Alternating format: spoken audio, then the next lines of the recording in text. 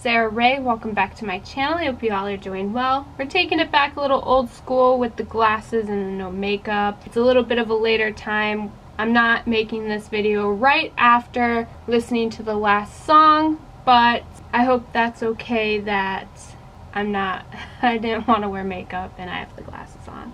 We are doing the overview of the debut album of Skid Row, and it's called Skid Row. Self-titled name. I'm just ready to get into it. I'm enthralled. I'm ready.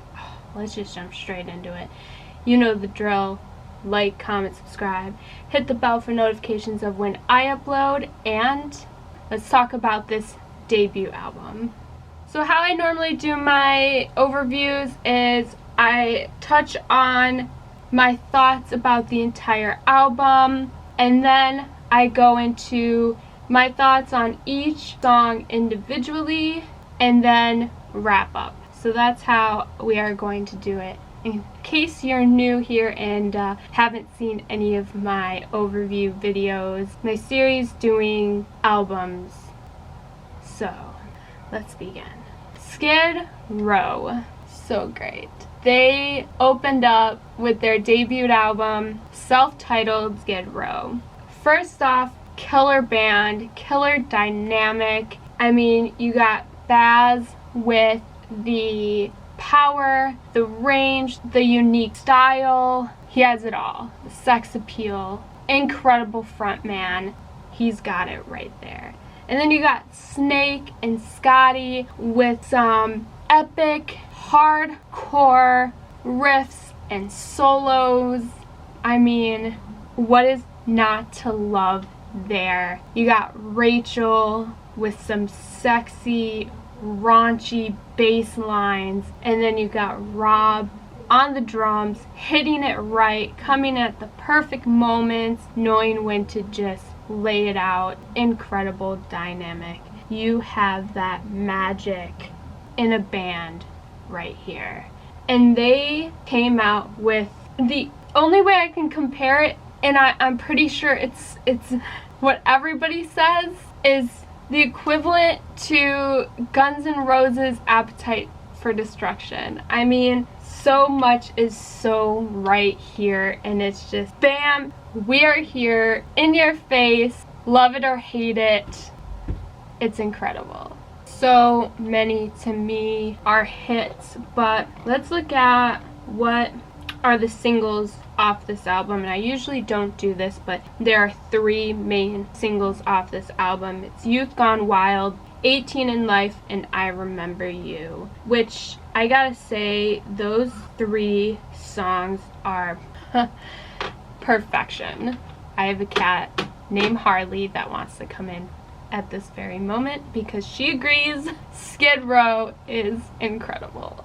I feel like from start to finish, it flowed so perfectly. It wasn't all over the place. It came in with this perfect opener that was just made a statement, got you hyped. One of those openers that just felt right, and it continued with that feeling. And I didn't feel like there was a song that was really out of place to me. Again, I should really make this statement earlier, but I'm very honest. These are my opinions. Our opinions aren't always going to be the same. Everybody is not going to like the same songs. That's just how life is. If everybody was the same, life would be boring. So what I may like, you may not like. What I don't like, you may like. So that's just how it is. And for me, I don't think there is a song on here, looking at it, that really wasn't out of place and didn't belong, wasn't that filler type of song that we've discussed in the past, or that is always like kind of thrown around in the music world. I don't feel that when I'm listening to this album. The only song I kind of felt was a little bit cheesy was Rattlesnake Shake, but I think that's just because of the generation I grew up in, where the dance songs got really popular, and this song just almost has that chorus. Even though it is very catchy, it sounds like it's a dance created song. That's the only, but other than that, it's a really catchy, really fun vibe of a song. But we will talk more in depth on that. And then all the way to the end with Midnight Tornado, which was a killer ending. I mean, again, they opened just with this rush of adrenaline, this killer entrance, and they ended just as hot and fire and killer. So just like they came in. I feel like if this is how they entered, everybody says Slave of the Grind is 10 times better. I don't see how it gets better than this. I can't wait. So with that stated, let's jump into talking about these songs individually. So number 1 is Big Guns.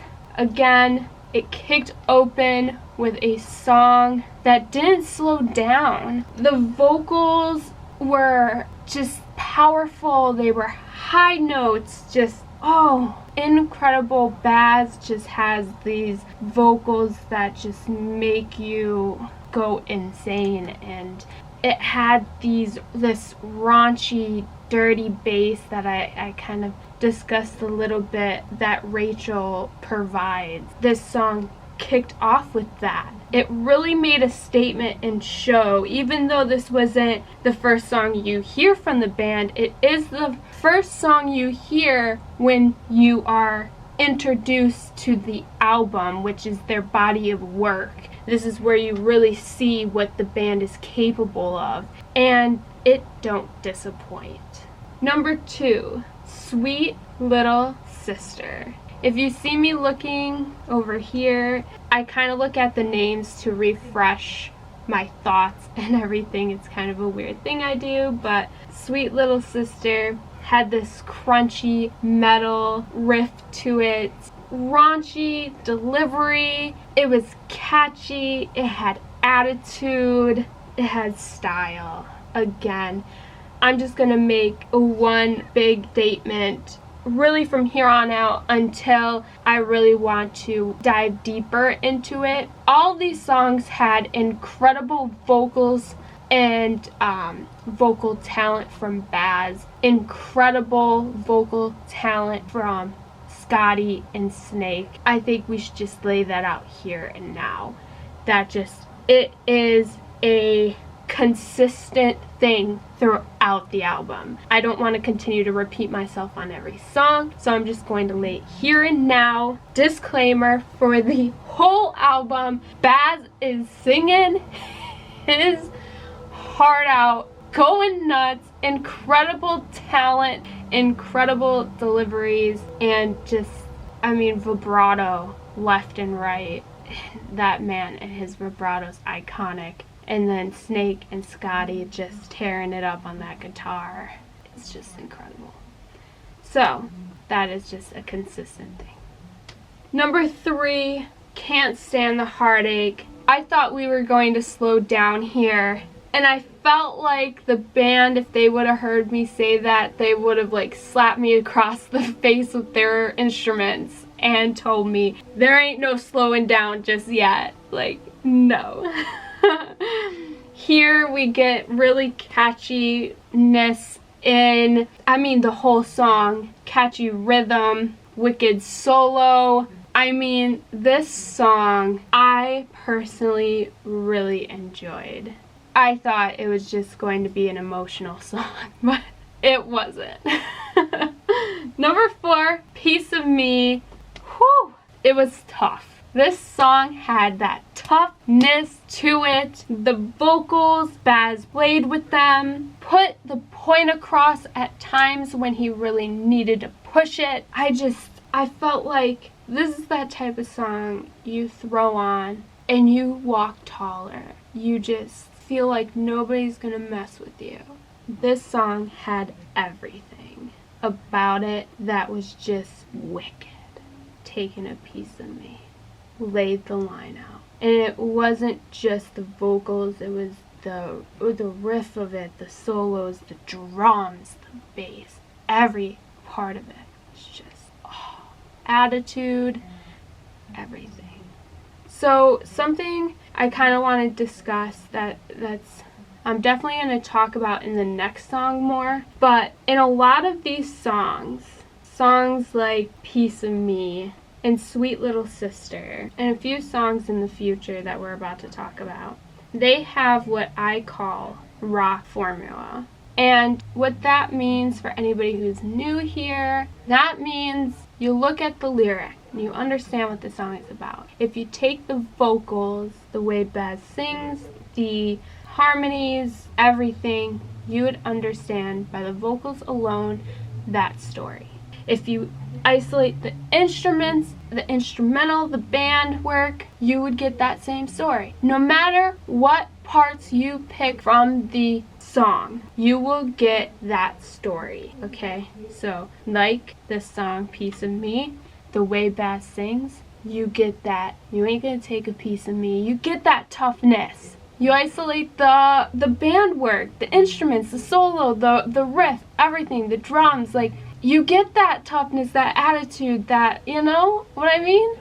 The production value, everything. It's that rock formula, and I say this a lot, that is a big thing that rock has, and that's, I think, a big reason why I love rock and roll, just rock music in general, because they have that story, and it's told in every ounce, every inch, every part of that song.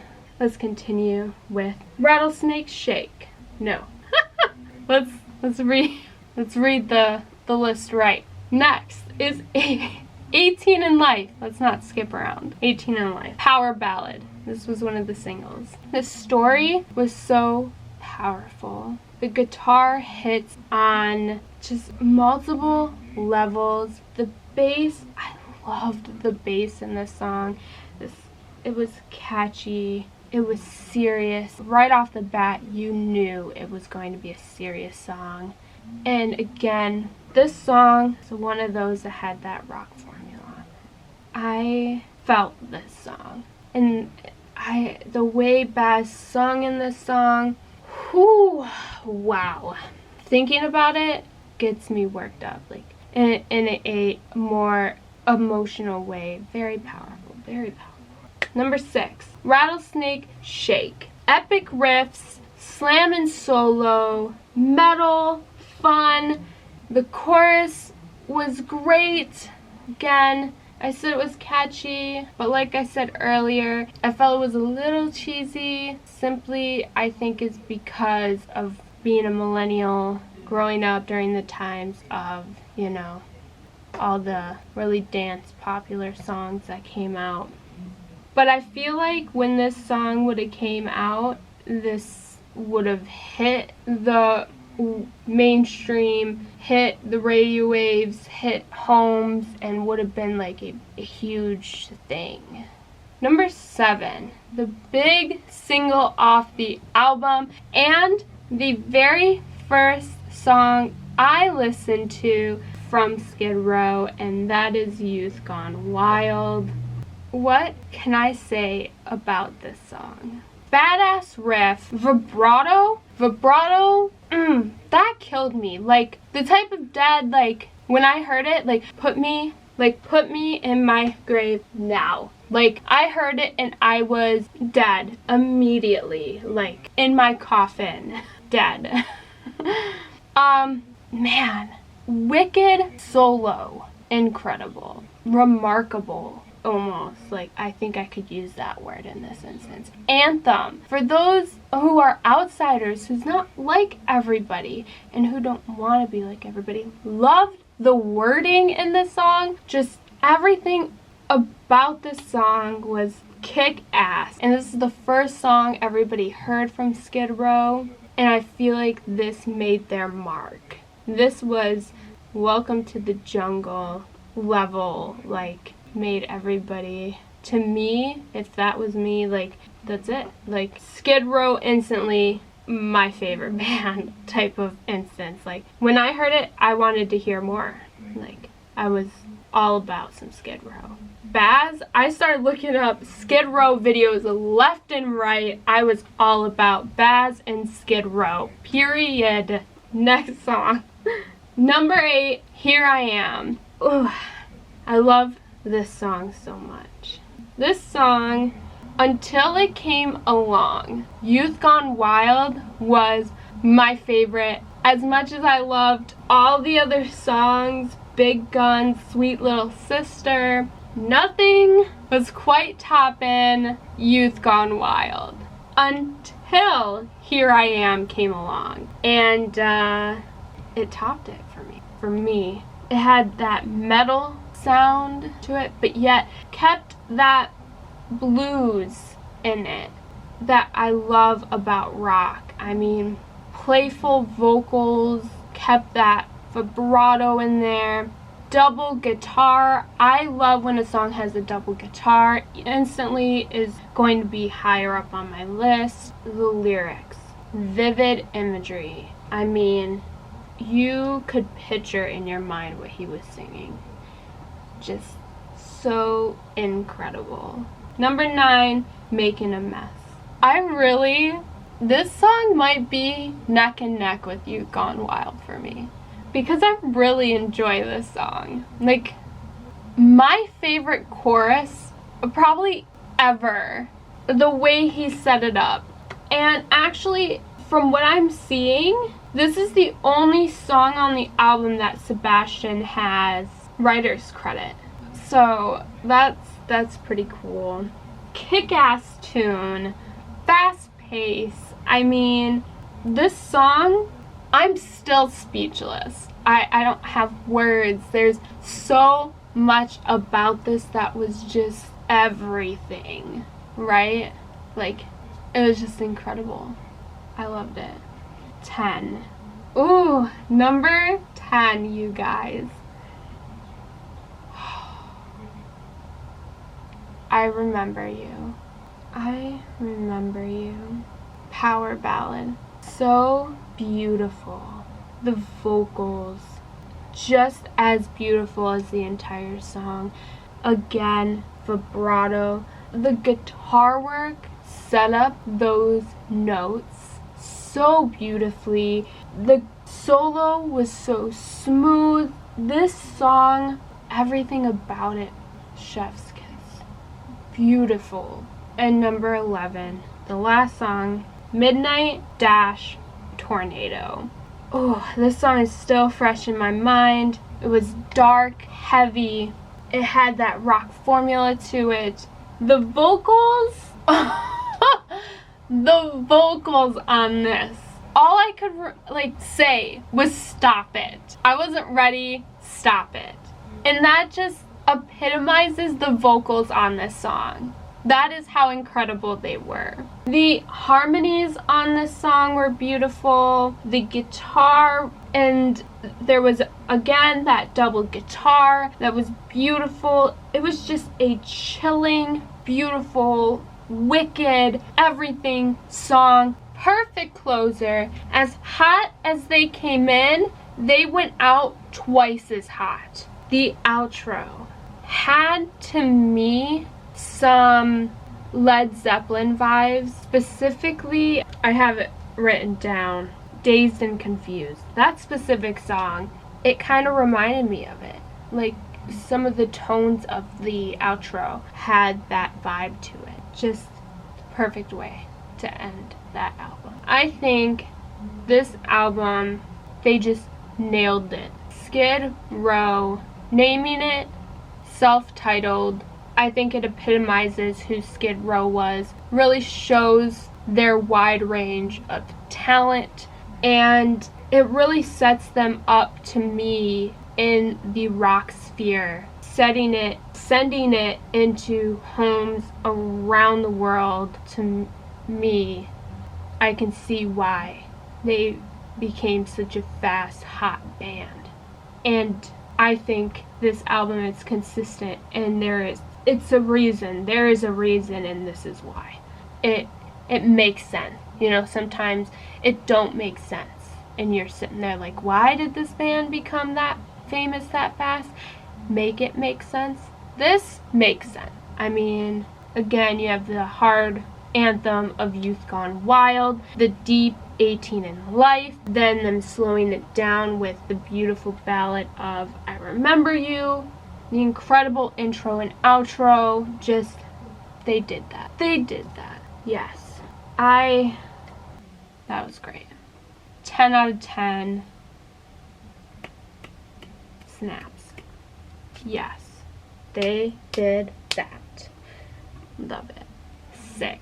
I could continue to list off words of how I feel about this album. I need to go out and get this album on vinyl for my collection because now it's missing something. It is missing this Wicked album.